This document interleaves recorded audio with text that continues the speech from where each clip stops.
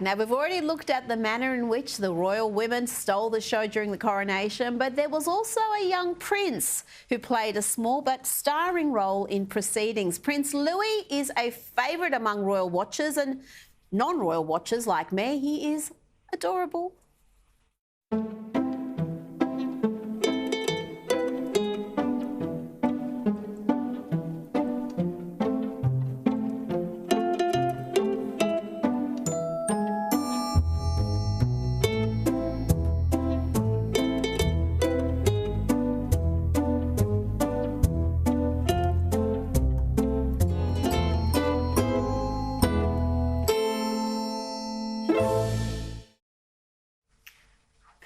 Joining me now is writer and broadcaster Esther Krakue, live from London. Esther, good to talk to you again. Prince Louis is a little star, isn't he? What has been the reaction to the coronation in the UK?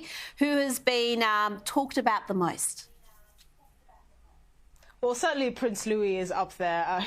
He never fails to amuse us. I mean, he's a 5-year-old child, so obviously sitting for hours at a time and being prim and proper is not something that comes naturally to him or any 5-year-old. But he is adorable. It's very amusing to see the kind of relationship he has with his sister, but also his parents as well. At the Queen's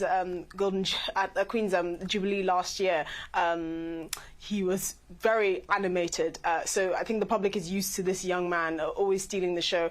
But another person that did steal the show as well was Penny Mordaunt, and when she was holding the Sword of State for hours at a time, which was not an easy task, in high heels, and she looked like, you know, a warrior goddess. She just looked incredible, and she's really raised her profile in that way. There are many newspaper articles saying she could be a contender for the Conservative leadership just because she was so visible and so remarkable, and she painted such a strong image. I'm not sure this is what she intended to do. I didn't think she was going to try and boost her profile as a Conservative leadership contestant through this her role in the coronation, but it has happened anyway, and it was quite impressive to watch. Now, we know Harry flew in and flew out very quickly. He sat in the third row behind Princess Anne's rather large hat. But Meghan Markle didn't even bother watching the coronation, never mind attending. This is her father-in-law. She was seen on a hike on the weekend, and she said she was too busy with Archie's birthday to attend the coronation. What do you make of that? Well, I think it was in everyone's best interest that she didn't attend. Obviously, there's no... the relationship between the Sussexes and the royal family is not a hidden secret that it's not very good. But I think more of the vitriol would probably have been aimed towards Meghan than Harry, which I think is rather unfairly because I think they're as bad as each other.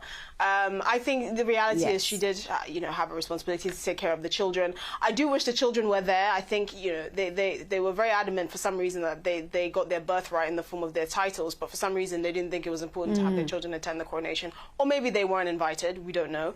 But I do think it was a missed opportunity for the children, especially to get to know their cousins and other parts of their family a bit better. I think on the fact that Meghan didn't attend, we really didn't miss anything. I would say good riddance, really.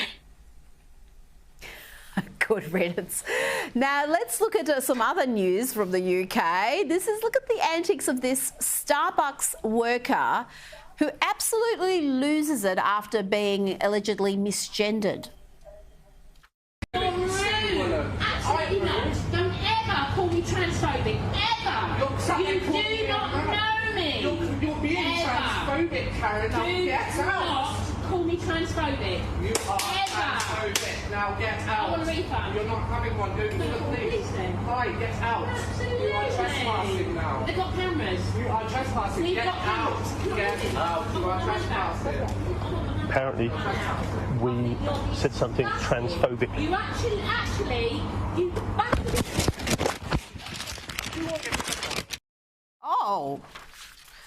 Oh, that is assaulting the person taking that video. Not very ladylike at all, Esther. Not very ladylike at all. It's incredible, isn't it?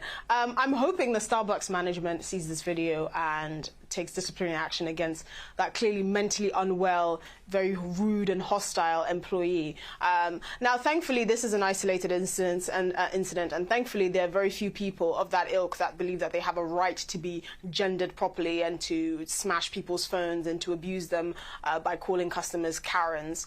But it's clear that there are many people like this who are mentally ill, who are exceptionally entitled, and there is a section of this really ultra left-wing gender ideology and the adherents of this ideology that do feel entitled to behave in this way.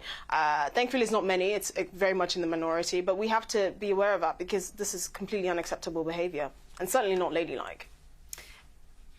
No. And finally, I want to get your thoughts on what's happening in California. They're moving towards passing a reparations bill that would see some black residents get a massive windfall and an apology. So we're going to have here a situation where people who were never slaves get money from people who never owned slaves, and that's somehow considered racial justice, Esther.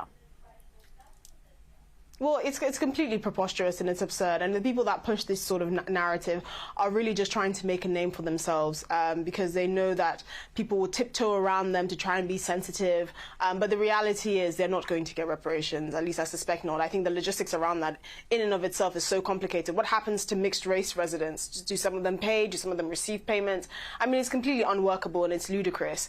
And it does beg the question, why should people that were never slaves or slavers pay people that were never slaves and whose parents or grandparents were never slaves, and they can't even remember the time where slavery was sort of that widespread in society. So it's a completely unworkable situation, and it's just for politicians mainly, to make names for themselves.